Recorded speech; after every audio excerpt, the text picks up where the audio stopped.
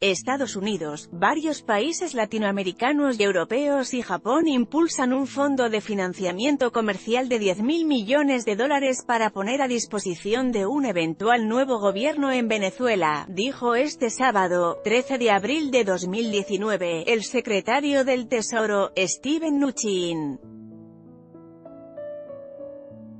El funcionario dijo a periodistas que la iniciativa surgió en la reunión que mantuvo con ministros de finanzas de 19 países para discutir sobre la situación en Venezuela, sumida en una debacle económica sin precedentes en la historia reciente de la región. La cita, realizada al margen de las reuniones de primavera del Banco Mundial, BM, y el Fondo Monetario Internacional, FMI, en Washington, fue la quinta convocada por Mnuchin para analizar la situación en Venezuela, el país con las mayores reservas probadas de petróleo, y en recesión desde 2013. Cada vez que tengo una de estas reuniones, no puedo creer cuánto se agrava la situación para el pueblo venezolano, dijo Mnuchin. Esta es una crisis humanitaria.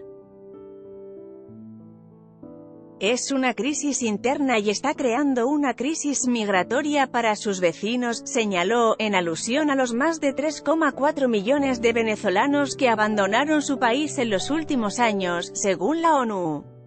Los amigos de Venezuela. El encuentro fue el primero desde que el jefe parlamentario venezolano Juan Guaidó desafió el 23 de enero al presidente Nicolás Maduro por considerar ilegítima su reelección. Desde entonces, más de 50 países han reconocido a Guaidó como mandatario interino de Venezuela.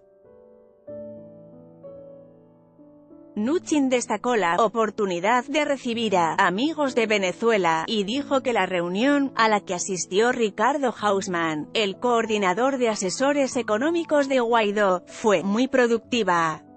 Uno de los temas que surgió, dijo, fue la necesidad de restaurar el comercio en la otrora potencia petrolera.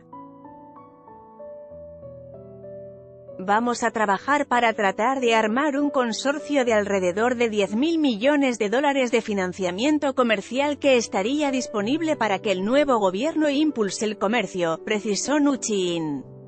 Alemania, Argentina, Brasil, Canadá, Chile, Colombia, Costa Rica, Ecuador, España, Francia, Guatemala, Guyana, Italia, Japón, México, Panamá, Portugal, Perú y Reino Unido estaban representados en la cita, según el comunicado emitido por el Tesoro. AFP, La Patilla. Deutsche Welle es la emisora internacional de Alemania y produce periodismo independiente en 30 idiomas. Síganos en Facebook, Twitter, YouTube. El entonces presidente socialista Hugo Chávez, fallecido en 2013, nacionalizó el sector eléctrico en 2007. En ese marco creó la Corporación Eléctrica Nacional, Corpoelec, que fusionó las compañías regionales encargadas de la generación y transmisión de energía.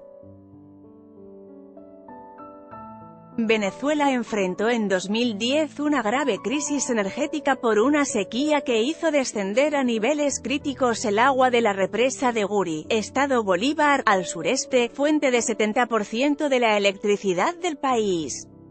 Ante la crisis, Chávez declaró una emergencia eléctrica y aplicó un plan de racionamiento. Pero las fallas continuaron. Un apagón afectó a toda Venezuela en abril de 2011, tras la caída de 2 de las líneas. Aquel corte solo duró unos 15 minutos en Caracas, pero se prolongó por horas en estados como Aragua, Carabobo o Zulia. Un mes más tarde, otro fallo dejó a oscuras a una decena de estados. En abril de 2013, cuando Maduro llevaba un mes en el poder, se produjeron más cortes y, en septiembre, otro apagón dejó a un 70% del país, Caracas y 14 estados, sin luz por al menos 4 horas. En diciembre, otra falla afectó a medio país. Maduro habló de sabotajes, mientras expertos denunciaban falta de inversión, pobre mantenimiento y multimillonarios casos de corrupción. En marzo de 2014, dos incendios en el Cerro Ávila, que rodea Caracas, dejaron sin electricidad a sectores del centro de la capital y, en junio, un corte de energía afectó durante horas a vastos sectores de la ciudad y unos 10 estados. Nuevos planes de racionamiento se aplicaron en 2016 por cortes que el gobierno de Maduro vinculó con una nueva sequía. Esas medidas implicaban la reducción de la jornada laboral del sector público en un 40% y afectaban a centros comerciales y hoteles, a los que se obligó a instalar plantas eléctricas propias. El 19 de octubre de 2016, el edificio del Parlamento, de mayoría opositora, se quedó sin luz mientras los diputados debatían un proyecto de ley para el sector eléctrico.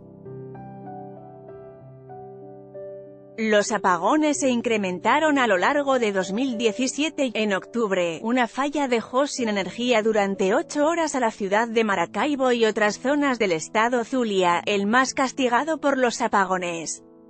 En Navidad, el 24 y 25 de diciembre, también se registraron fallas en varias regiones.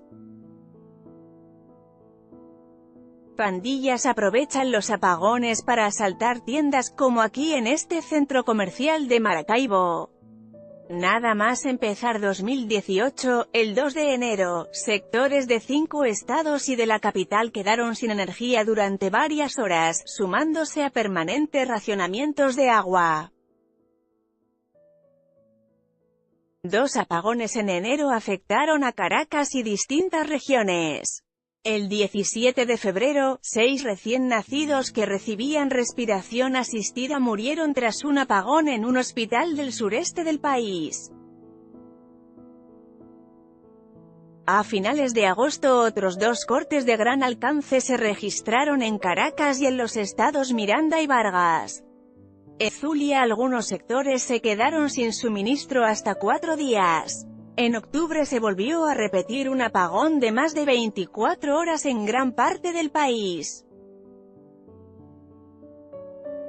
En noviembre los cortes llegaron a la turística isla de Margarita, Norte, y a los pocos días otro apagón golpeó de nuevo a Zulia. 2019 abrió con un apagón que provocó el desalojo de más de un centenar de personas de uno de los mayores hospitales del país. Este suceso dejó 2 muertos. El 7 de marzo, en tanto, se registró el peor de los apagones, que paralizó Venezuela durante una semana, con denuncias de más de una decena de muertos en hospitales. Este 25 de marzo al menos 15 estados y Caracas volvieron a quedarse a oscuras. Autor, José Ospina Valencia.